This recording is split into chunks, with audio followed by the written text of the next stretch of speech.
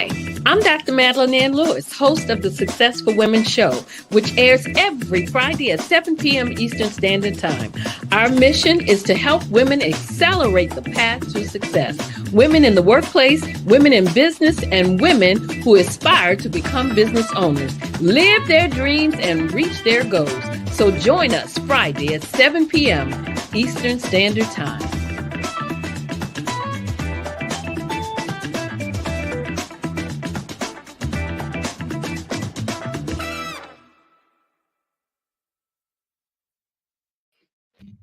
Well, hello, and welcome to the Success for Women show, where you can view us on IBM TV and Pod TV.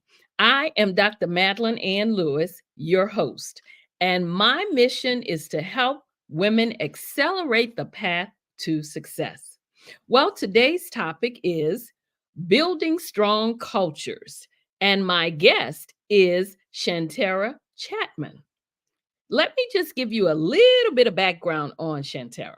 Shantara Chapman is the president of Powell Her Consulting. She is a change management and cultural development consultant, strategic planning and communications expert, speaker, and community leader. From the moment she began her stellar career at NASA, Shantara developed a set of guiding principles for developing strong cultures that made her successful at many Fortune 500 companies. Shantara weaves her experiences into powerful stories and interactive conversations that make her a sought after speaker, consultant, and lecturer. She focuses on culture curation and allyship in the workplace. She is the author of the Transformative Ally Framework, Advocacy, Support, and Coexistence, Power Her Play, a Woman's Empowerment Guide, and Empowering You, 12 Tips to Finding Your Voice. I'd like to bring on the Success for Women show, Miss Shantara Chapman. Oh, I almost drew a blank there. She has such, I mean, I was reading so many good things about you when I got to the show. I'm like, oh, okay, maybe I should still be saying something else. How are you, my dear? It's good to have you on the show to share your success nuggets with us. I'm great. How are you? Thank you for having me. Oh, I am doing very well. But before we get started, I know there's a video that of your, I think it's a retreat you have coming. Do you have a retreat coming up? We have a retreat coming up in October for the Her Way retreat. That so everybody can see what you're all about. Okay.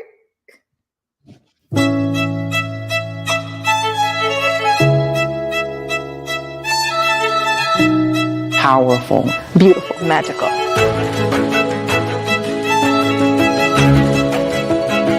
Words cannot express.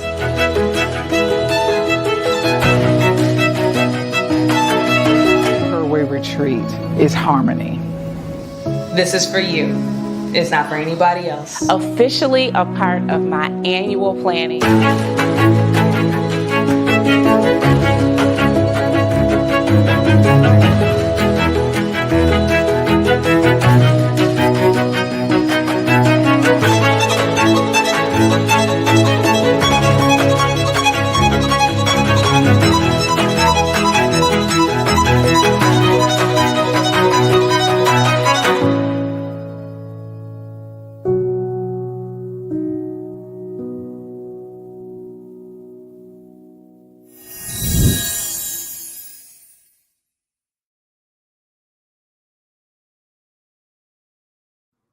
Wow, that looks like it's going to be a fantastic retreat. We're going to talk more about that a little later. But before we get started, I usually give the standard bio on my guests. But then I like to ask the guests, just tell us what you want us to know about Shantara Chapman. Oh, okay. So I am Shantara Chapman, president of Powell Her Consulting. I spent the first part of my career as a consultant, 13 years as a consultant for NASA here in Houston. So born and raised, I'm in Houston, Texas. And so I spent 13 years as a strategic leadership consultant for NASA and working in-house, working for Booz Allen Hamilton consulting firm. So I've been a consultant my entire career. After that, I moved into the oil and gas industry. And that's when I started doing a lot more work in change management and working in that oil and gas industry before stepping out on my own and starting PowHer Consulting. So I've had a long career, but all in consulting. And I've enjoyed it, and it's afforded me opportunities to travel a lot and work with a lot of large organizations, but also afforded me an opportunity to see some things where it comes to organizations and culture, where I felt like, there's some things that I can do. And I feel like I could do a little bit differently, and it allows me to be able to step out on my own and do that, and also see women that look like me be either misrepresented or be able to show me in a way where I can be able to do some things a little bit differently. So I'm super excited to be able to do some things, not only with PowHer Consulting, but also with the Her Way Retreat, where I can show Black women in a different way, in a new light. Absolutely. So tell us, what is PowHer Consulting and how do you service your clients? So PowHer Consulting, we're a boutique consulting firm that focuses on strategic planning, strategic communications, change management, as well as cultural development and culture change. Wow. So we service our clients in those 4 key areas because those are the things that I've focused on with my clients for all of my career for over 20 years. And it has been the space that allows me to go in and build strong cultures within an organization. In those spaces, we're able to really see the pendulum move from one area of culture to another within within an organization. Mm-hmm. So most of your clients then are women that you work with? Actually, no. Oh, okay. PowHer Consultant is actually PowHer is a word that I coined when I also have a women's foundation, the Chapman Women's Foundation here in Houston. And we coined this term when saying we'd like to help women thrive in their own PowHer. Mm-hmm. And PowHer means that she is trying to do everything that she can do to be this strong person, be this person that is the one that's doing all the things that she wants, building whatever it is that she's trying to build professionally and personally. And so being this all powerful person, and I always like to say, I am her. Okay. So I am that powerful woman. I am that person leading this charge. And so we definitely love when we are servicing clients that are led by women, or we'd like to see those organizations that have a lot more women in the C-suite. But a lot of my clients are not, unfortunately, we don't see as many women, especially in the bigger organizations, but we are starting to lean towards organizations where we are seeing a lot more women in the C-suite. So we are starting to focus our efforts in that way, where we're trying to target those, especially when it comes to that retreat, obviously. Great. That sounds awesome. Now, we hear a lot about change management, but oftentimes we do not know what it means. Can you explain to us what change management is and why a company would need your services, especially as it relates to that particular area? Sure. Change management. And a lot of people ask me, what is change management? Or they'll say, I've heard of it. And I think I kind of know what it is, but I'm not really sure. Can you explain it? And so typically I try to take all of the, the businessy jargon out of it. And I just like to say, when there is a change going on, whether it is a diversity change, a policy change, leadership, or IT change, someone's coming in, bringing in a new software or a new leader, anything, you need a change manager or a change management team coming in, depending on how big it is, to ensure that your organization receives it well. Because a lot of times, if there's a new leader coming into place, right, you'll think, oh, we're getting fired, or they're going to bring in their own new team. So if a new manager comes in, you're automatically thinking they're going to restructure the entire organization, and they're going to start to either downsize or change out the whole organization, and people are going to start to see dramatic changes. Or a new system comes in and they're thinking, oh, they're going to change how I do my job. And oh my gosh, I'm going to be out of a job. So people will start to protect their work and they won't want to use the new system. So change managers come into play by saying, wait a minute, we work on the user adoption. We learn the tool, we learn the policies, we learn what the benefits of that new thing is. And then we go out and we engage with the user community. We teach them how to use it. We show them the benefits. And then we start to, get them on board. And then we start tracking against the metrics and saying, okay, leaders, this is how many people are receiving the tool, the policy, the whatever.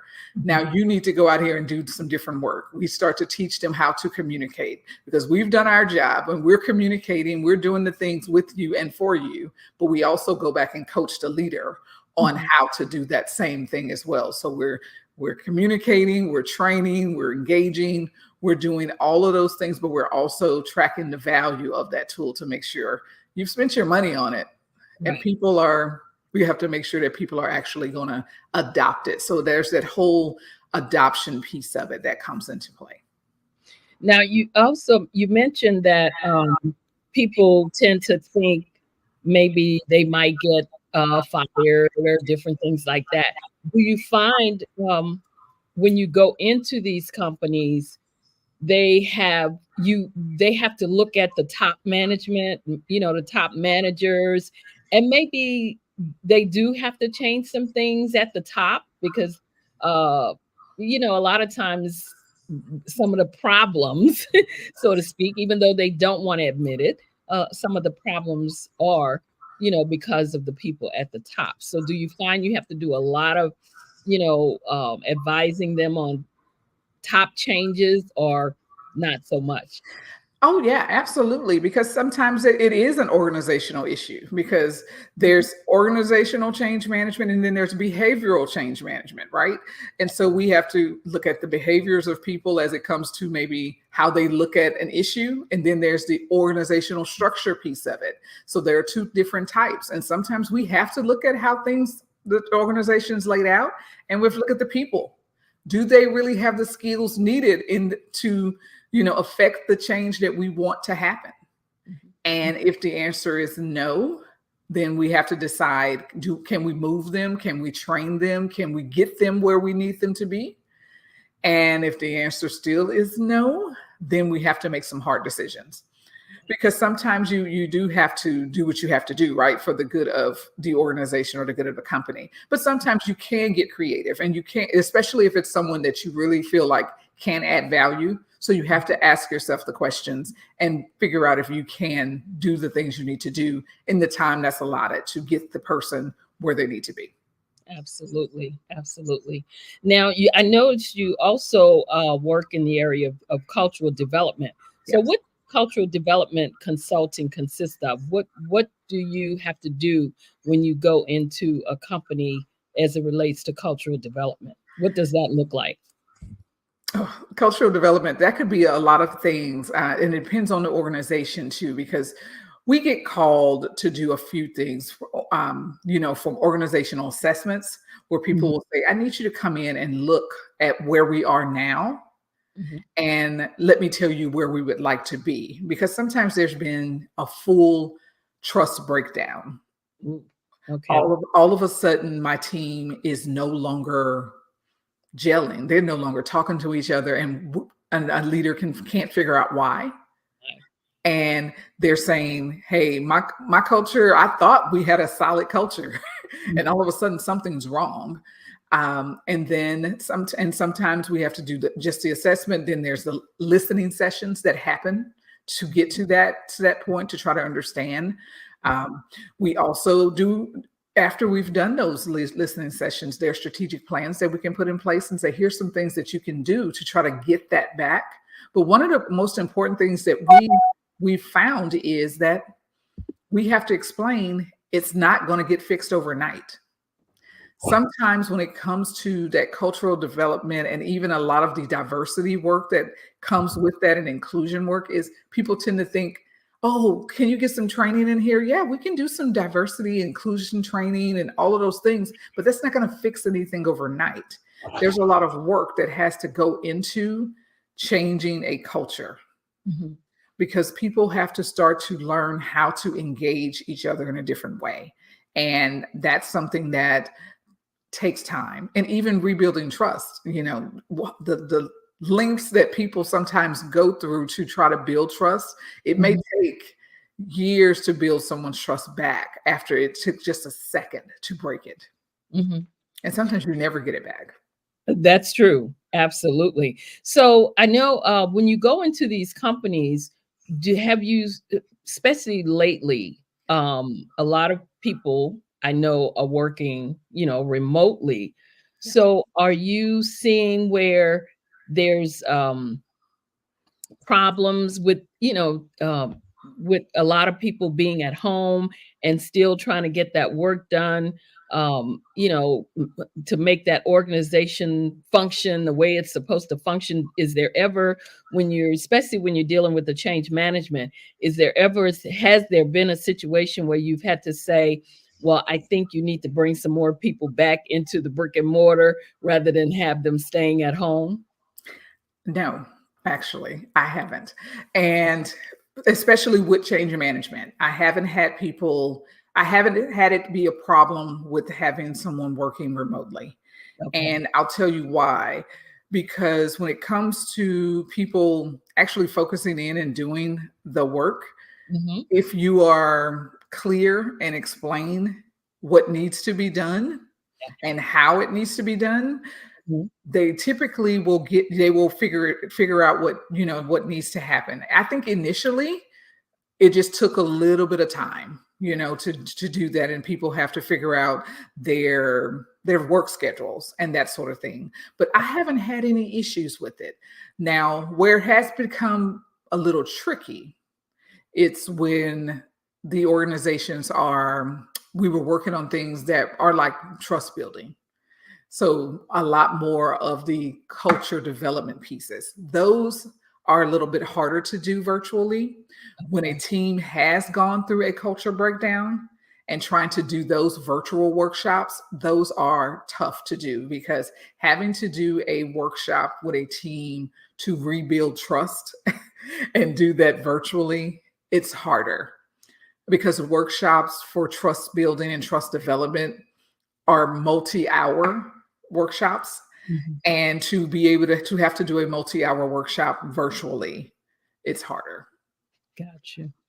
So how is your company different? How is PowerHer Consulting different from any other consulting company out there? PowerHer Consulting, I think because we're small, because we're a boutique organization, and we tend to bid on contracts and things like that, the same as some of the larger ones. You're a little bit more flexible when you're smaller, but also we don't use the same cookie cutter. We're not a cookie cutter type organization where everybody gets the same solution. Our clients don't get the same thing that, what my, maybe a Chevron client or whatever can't say. I can't tell them that they're going to get the exact same thing as someone from a NASA client has gotten. I won't do that, because I need to make sure that they're getting something that's tailored to them. So I do take extra time. We sit and we actually partner with them. Absolutely. My clients are considered real partners. And also, I don't hire new hires. Okay. Um, No. mostly because Okay. when we go into our client sites, they're wanting to move really quickly and get going. Gotcha. And when you have new hires for the type of work that we do, it takes a little time to get up to speed. Right. Right. And when you're trying to get up to speed really, really, in an organization that's saying, hey, we need to go quickly, especially when budgets are getting cut as rapidly as they are these days, it's hard. So when I say new hire, I mean someone right out of college. Right. Okay. So we're talking, I need someone that's at least 5 to 7 years in. That way we're not having to explain and give the definition of change management or give, and because my clients will know right away, okay, she just brought somebody in here green. This is going to set us back, and I'm going to be spending money trying to get them up to speed, or, it's going to be a waste of time. That's the thing that I think a lot of clients get put off when that happens. Right. And that's something that you don't want them to say, okay, now I have someone that's wasting our money. Absolutely. They have to be able to hit the ground running. That definitely makes sense. So what do you and your team bring to the table that makes clients call you back? They call us back for a couple of things. One, when I say partner, that trusted partner that they have in us is we're going to tell the truth regardless, whether it's, and not brutally honest truth, but they're going to hear the bad. If it's something like, hey, you didn't make the right call here. Okay. We may need to step back in order to step forward. Your schedule may be too aggressive here. I know that you promised something. You may have overpromised. I'm going to tell you that. I'm not going to try to deliver something that's half done. Right. They're going to know that I'm always going to be quality over quantity. I'm going to over deliver, and under promise. So those are things that they're going to get from me. Also, we have a learning portal. So even beyond, after we're finished and I'm out the door, a lot of my clients will subscribe to a learning portal. We call it our PowHer learning portal, where there's always these quick tips and extra learning opportunities. And if they want to do diversity moments or OE moments and different things, where they're always can start their meetings with different little change management tips or different things. Teaching them how to manage a meeting, teaching them how to move forward with strategic planning efforts. I have all of that for them to do even after I'm gone. Wow. So those are things that little extras that they'll get from me that'll keep them calling me back. Okay. Now, I also remember when I was reading your intro that you've worked with a lot of Fortune 500 companies. Do you find that going in to handle the larger companies is there a real big difference between them and maybe a smaller company, Fortune 100 company or something like that? Is there usually a real big difference there? Yes. The big difference is the bigger company has the bigger bureaucracy. It takes longer to get something done. And also it's a longer period of time to see your change come to fruition. Oh, okay. Because it takes forever for them to get something done, you have more people that's in the way of getting a decision made. Whereas a smaller or mid-sized company, which is where we tend to have that little sweet spot of that mid-size, where it will, and in 2 years, 1 to 2 years, I can see that change in that organization. Whereas the bigger ones,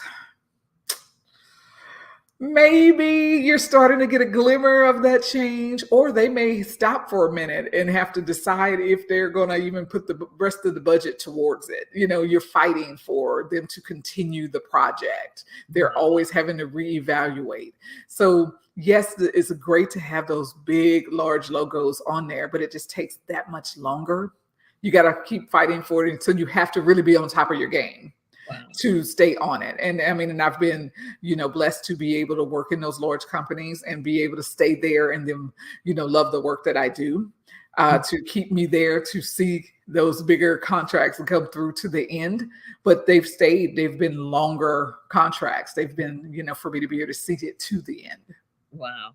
Now I'm going to ask you, what would be your favorite if you had to choose between the bigger ones or the smaller ones? Where would your, druthers be? I would say probably in the mid-size, Okay. the mid.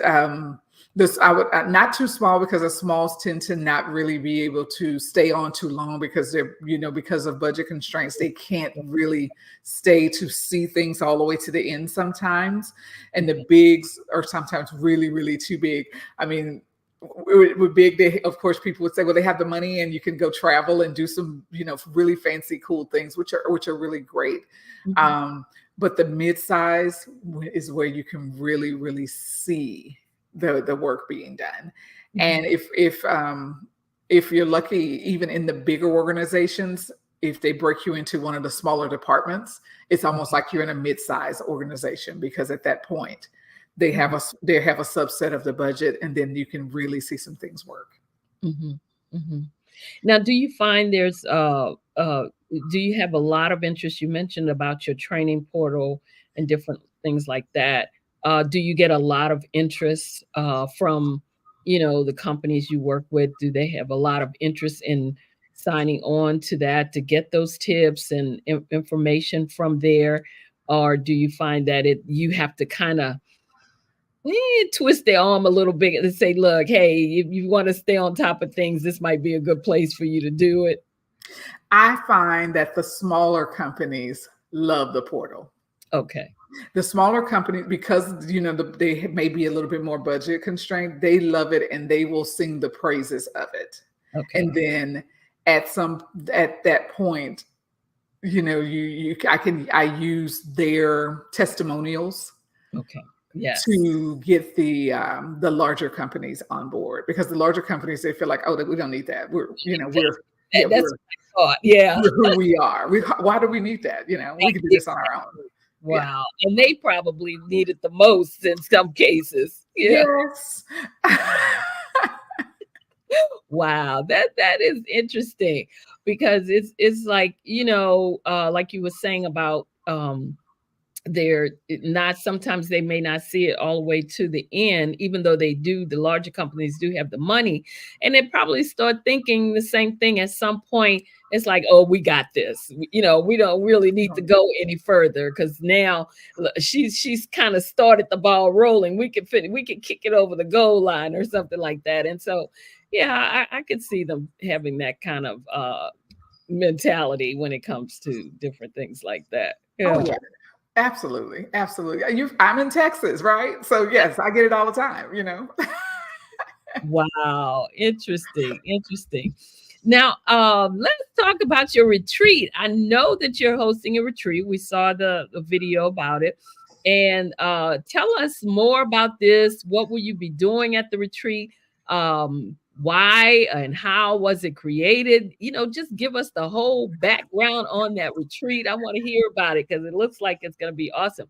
And also, is this something you do annually? You do this every year? So the retreat, the Her Way retreat. A lot of questions there, I know. Yeah, all of it. Okay, so the Her Way retreat started maybe 4 years ago, after George Floyd's murder. That's when it happened. Okay. And I'm sitting, we're in COVID, all of the things, are happening. The world is crazy. And I'm getting phone calls from a lot of my Black female friends who are in corporate America. And they're saying, Shantara, it is a mess in my office. They're like just calling, going, give me tips, give me things that I can share with my office. Because they are asking me to do diversity programs. They're asking me to share. They're asking me to do all of these things. And I'm like, why are they asking you? So they're saying it's just so exhausting. And I'm hearing all the stories. Everyone is just so exhausted. Right. Everyone is sad, and just spent. Right. And I just sat for a moment and I thought to myself, well, what can I do? I'm here thinking, everything that I do, there's this spin of women. There's something about, wanting to do something for women. Absolutely. There's always the thing, right? And Yeah. with my women's foundation, there was always this particular dynamic that a demographic that I would work with, which were women who were trying to get out of shelters. And I was like, that's not the demographic that's calling me right now. I mean, I'm helping them for COVID, but that's not who's calling me and just really, really seeming hurt. Yeah. And so I thought, well, maybe there's a way that I can get some women together. But we're in the middle of COVID and all of the things. And so I started to call around to different resorts trying to find a space because we're at the end of COVID. So people are starting to come out some. And I found a resort in Scottsdale that was like bungalows only. So you didn't have to stop at a lobby. You go straight to your bungalow. First one. My first one in Scottsdale, Arizona. Okay. I love that. Yeah, I love Scottsdale. Wow. Oh, yeah. Fabulous, right? So I was like, we can go there. And I was like, well, maybe I'm going to do it for a small set of women. Let's just see, maybe it's just something I would do to help women in this time. And it was wonderful. And these ladies had a wonderful time. And it wasn't just about just getting away, but it was professional development, but there was also this aspect of self-care because I felt like that was needed. We needed to talk about us. We needed to get back to who we were and, all the things. We had Minda Harts come and speak and it was really, really great. And all of a sudden it became a thing. They were like, oh, Shantara, this is great. What are we going to do next year? I was like, next year? I know, yeah. I wasn't thinking about next year. It was just about this year. I was just trying to help. I know what you mean. Yes. Yeah. And so then I did it a second year in Scottsdale, but at a different place. And so then I was like, oh, I guess I'm doing this thing, this Her Way retreat. And Her Way, the reason why I called it Her Way was because I wanted it to be, we're going to do it, but we're going to do it, your way. Anything that we say we're going to do, like if we're going to go to dinner and they're like, oh, how should we dress? However you want to, your way. Okay. What should I wear? What you want to wear, your way. So everything was okay. And if I say it's going to be business casual, but business casual your way. We're going to do, classy, but your way. Everything was this, but your way. And so no one felt like they had to look a particular way, act a particular way, talk a particular way. It is your way. Wow. And so that was what it was, and everything still played on that whole pow her, but it was her way. Okay. And so that's where the name came from. And it was, okay, we're going to do this, but I want to do it for these Black women executives. We're not going to make it big because I also love the fact that they were able to just be very intimate and share. Yes. And once it gets too big, beyond like that number 20 or so, because so I said, we're going to keep it at like 20, Yeah. And beyond that, I felt like it would be too huge and people wouldn't share the way they wanted to. And when we had a dinner, we could all sit at the same table and talk and everyone hear each other and see each other's faces. And that's what I liked about it, was this intimacy. Right. So I took a step back last year and I didn't host it because I wanted to think about what it was. Okay. And so this year when I brought it back, I was like, okay, now it has a mission because I needed it to actually be something. If I'm going to do it, it needs to have a mission and be truly there. Absolutely. And so now it has, in my mind, it has this mission of, these women filling in the gap for each other, which means we are going to guide each other and, provide growth. And we are going to ensure that there's these opportunities to coach one another where we need to.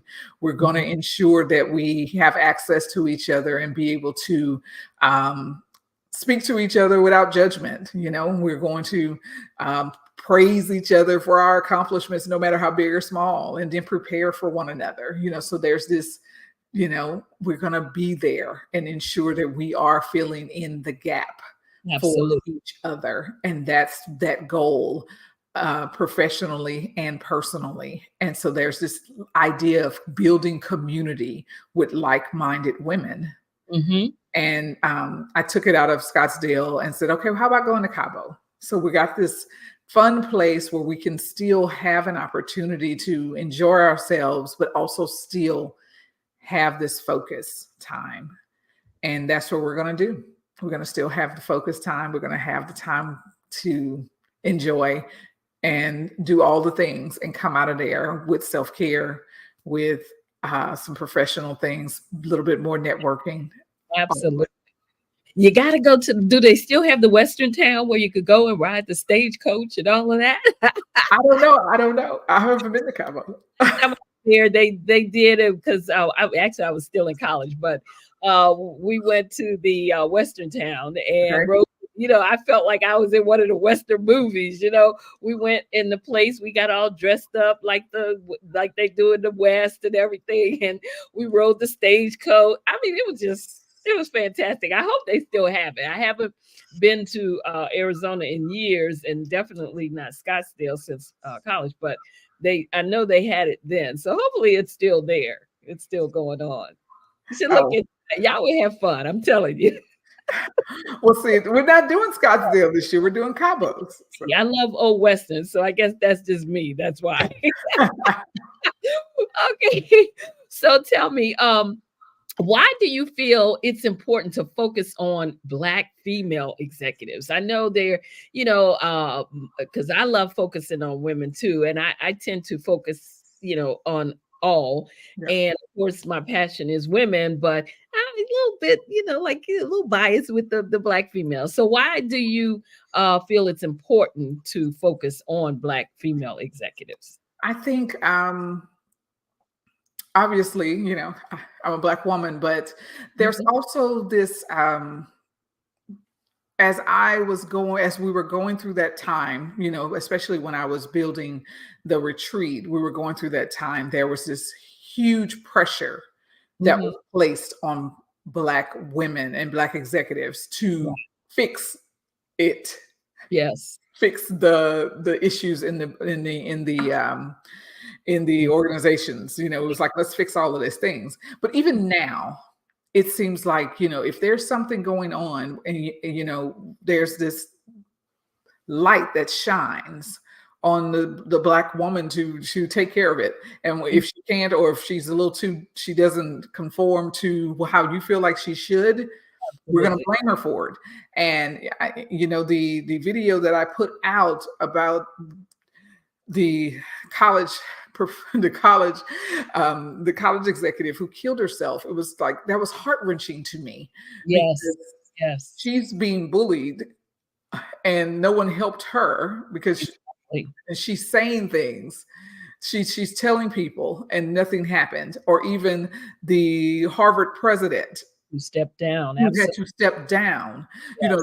It's Black women who are doing things over and over and over. We're told you got to be twice as good to get half. You got to do twice as good, work twice as hard, and you still get half. Yeah. So we're fighting. Mm-hmm. And so sometimes I feel like it's just an opportunity. We just need the opportunity to just say, let us breathe. Can we breathe, please? I mean, and even looking at what's happening with the Fearless Fund, there's just always so many things. There's so many things.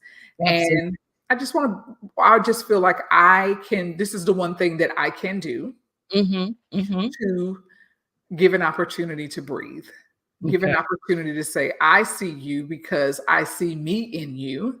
Absolutely. And let's take some time for ourselves to share our own stories, because we all have them, not to compare ourselves to one another, not to compete with one another, but to say, we are here together to say, let's strengthen. Iron sharpens iron. Yes. We can help each other, even if it's just to say, I'm going to lift you up here and just say you're great for 2-3 days. And that could help someone get over whatever hump you just never know what that is, to be able to just somebody to listen, like you said, just have somebody to listen and to affirm that Mm. you are not going crazy on any given Absolutely. day. Yes, yes. Wow. You are absolutely correct. I mean, when all of that started happening, and I was reading about another one just recently, same thing going on about the plagiarism thing. Yeah. It does make you take a look and wonder, because that's the same thing I do at my retreat. My theory is that, you know, we need to fill our cups first, Yeah. because there's just so many balls that we're juggling in the air, you know. So sometimes you just have to stop and just let those balls lay there for a while and just refill, rejuvenate yourself. And so I totally agree. Your retreat in your you know, what you have, the hopes for it and everything. I think it's great. It definitely is. So, you know, definitely continue. As I said, women, that's my passion, to make sure that they're well. Because, like they said, when women are well, our families are well. When women are well, our communities are well. So, hey, we need to make sure that we are well. I tell you that. Absolutely. And, Yeah. honestly, it's not about, and it's not to say all women are not needing to be nurtured, because Yes. I'm for everyone. It's just for this piece, I wanted this to be, this is my heart, because I didn't get it when I was in corporate America. So Oh, I yes. felt like this was an opportunity for me to do something, be the change that I wish I had. Absolutely. It's like you want to pick up that gauntlet and just help them to navigate around the obstacles that you had to face when you were there. So definitely understand that. I tell you what, tell us again, when is your retreat going to be taking place? My retreat is taking place October 2024. It's going to be in Cabo, so it's not going to be in Scottsdale, Arizona this year. It's going Okay, to be in okay. Mexico. So you're not gonna see the Western style. Okay. You're not going to see the Western, but I mean, to be at the Marquee in Cabo, I don't know, all of that water, it's going to be That beautiful. sounds nice. Yeah. And so we have the applications out on the herwayretreat.com too, so people can go there and get that information and fill out the application. It's Wow. gonna be Wow. great. So tell us, if you had one piece of advice to leave with our viewers, what would that advice be? Um, if I had one piece of advice to leave with your viewers, it would be to take time for yourself. Yes. It's not selfish to No. take time for yourself. I'm Absolutely. learning that. Mhm. That is something that I have really focused on. A friend of mine sent me this song, and it's called First. The song is called First. And it all it says is, I'm going to put myself first. I Oh, matter. My needs matter. to that. I love stuff like that. And all of this, and it's like saying it over and over. I'm gonna put myself first. My needs matter. I'm gonna put Okay. myself first. I'm enough. And Okay. and then I'm just like, oh my gosh, that's all I need to hear over and over and over. And then just saying it, and it's just like this thing. And I was like, it's brilliant and it's simple. But sometimes we need to hear that it's okay to put yourself first and to be Yes. selfish, Mhm. but it's not selfish. Mhm. Just like you said, you can't pour from an empty cup. And No. even what the flight attendants say, you got to put your Ask on first. oxygen mask on first, because Absolutely. how are you going to save someone else's life if you dead? And that's what I tell time. You know, you do all these things, you're all, you know, be all to everybody. But what happens if you don't take care of yourself? Then you can't do anything for anybody. Can't do it for anyone. We as women, you know, we're like I said, we got those balls all juggling in the air, and sometimes we just don't know how to say no. And sometimes you have to remember that no is a complete sentence. In every language. Yes, and you have to say no sometimes, you know? There you go. Oh, I love it. I love it. So, Shantara, tell us how we can reach out to you. tell us again if they want to register for your retreat in October, how they can do so, and anything else that you want us to know. Just let us know. Yes. They can find me at a couple of places. So the Her Way Retreat, if they want to register for the Her Way Retreat, you can visit our website at theherwayretreat.com. And for Powher Consulting, you can go out to Powher Consulting at POWHER consulting.com. Both of those places will at some point lead you directly to me, but also on LinkedIn. Every Monday, I have some type of video with my face or my voice that will show up there. That's how you found me. There's either video with me or my voice somewhere on it, talking about, change or inclusion or something, strategic planning, something that has to do with what my firm focuses on. And so we're trying to just make sure that people are aware of the things that we offer and how we change and build strong cultures in our organizations. Wow. Thank you. Thank you so much. She is awesome, y'all. You definitely want to reach out to her. Again, her retreat is in October. Give us those dates again. October, what's the dates? It is October, I think it's October 7th. I'm trying to think about it. I was like, I change from 7th to the 11th, but somewhere in there. So yes. And so on the, in Cabo. So you definitely want to go out there and check your calendars and see if it permits for you to come and join us at the Her Way Retreat. We'd love to have you. Wow. Thank you so much for being here, for sharing, letting us know about your Powher retreat, and also talking about change management and some of the things that are, that's going on in the companies around the world and how you're working with those female executives. Definitely appreciate you. Keep doing what you're doing. It is fantastic. It's awesome. Thank you so much for taking time out of your schedule to be here on the Success for Women show. Appreciate you for having me. Oh, wow.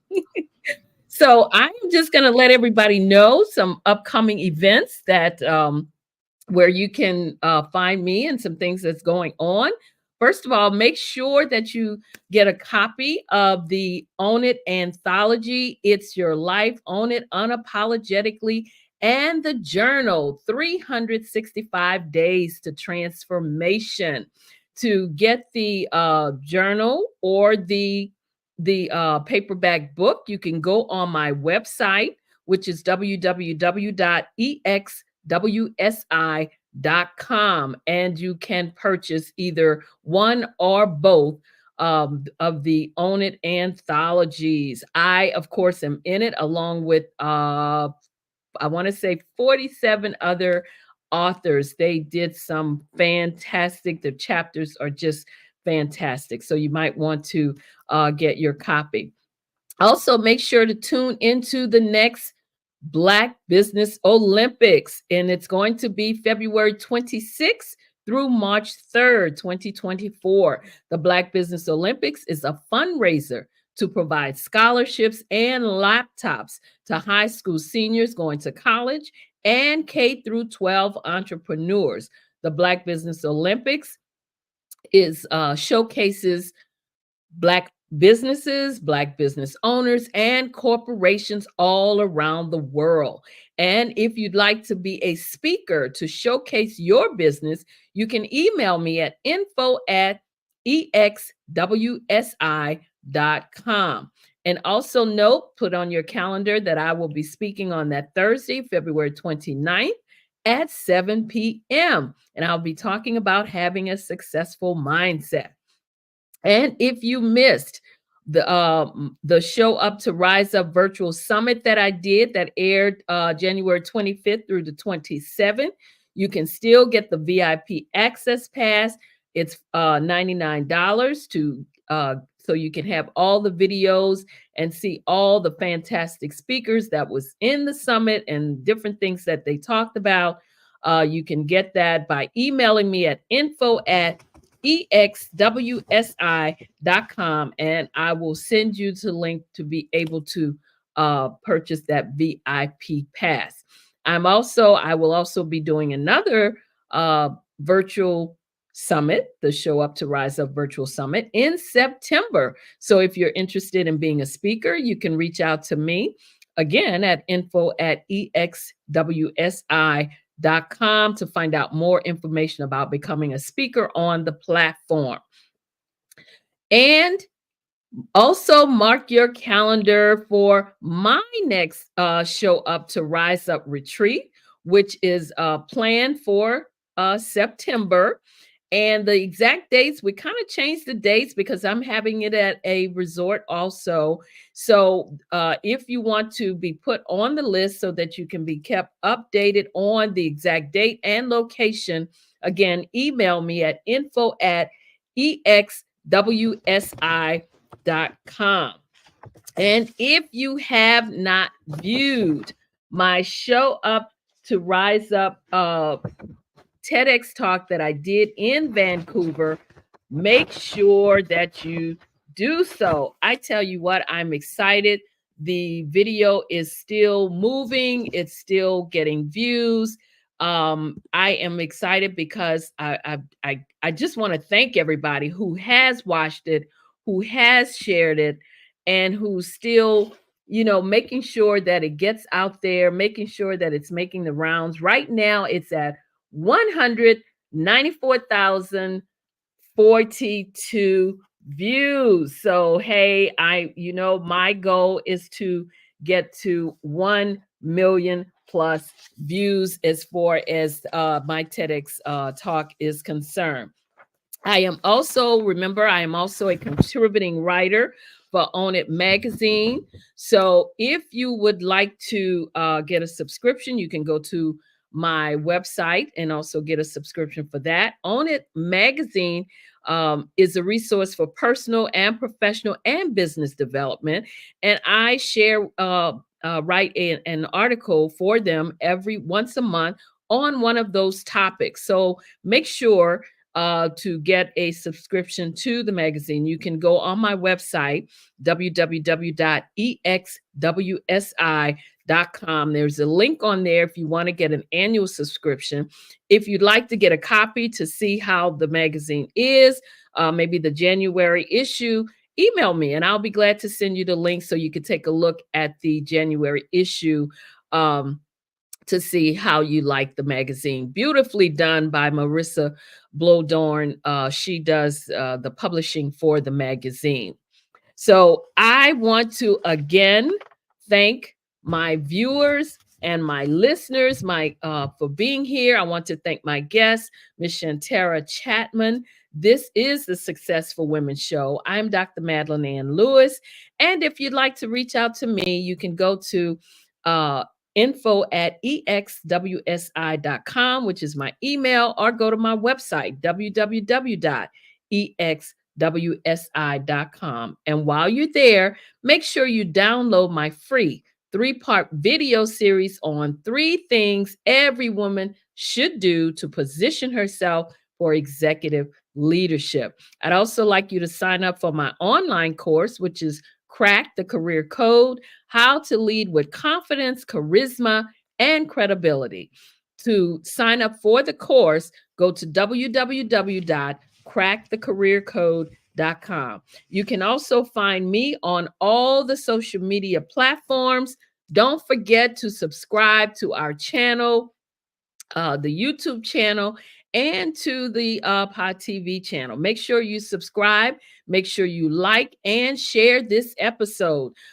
Ms. Shantara Chatman gave us some great nuggets on executive leadership, on change management, on cultural development. You don't want to miss that, and you don't want your friends or family to miss out on it either. Again, this is a Successful Women Show. We're here on Fridays at 7 p.m. Eastern Standard Time. I am your host, Dr. Madeline Ann Lewis, and my mission is to help women accelerate the path to success. Thank you again for joining us. I love you all to life. So as always, be well and stay safe out there. Did you know women represent just 3% of Fortune 500 CEOs and less than 15% of corporate executives at top companies worldwide? Have you wondered what the secrets are to getting into the top ranks, whether in the private or public sector? Do you want to figure out how to stop being held back in your career or passed over for promotion? Then you're in the right place. Hi, I'm Dr. Madeline Ann Lewis, President and CEO of the Executive Women's Success Institute. I have decades of experience in the military, the federal government, and corporate America. And my mission is to help women succeed and tap into their full potential. I want to reach 1 million+ women around the world to become the leaders they are meant to be. So if you want to move into a management or executive level position, or maybe you are a female veteran transitioning out of the military into business entrepreneurship, then reach out to the Executive Women's Success Institute at 301-693-3284. Let us get you on the fast track to success.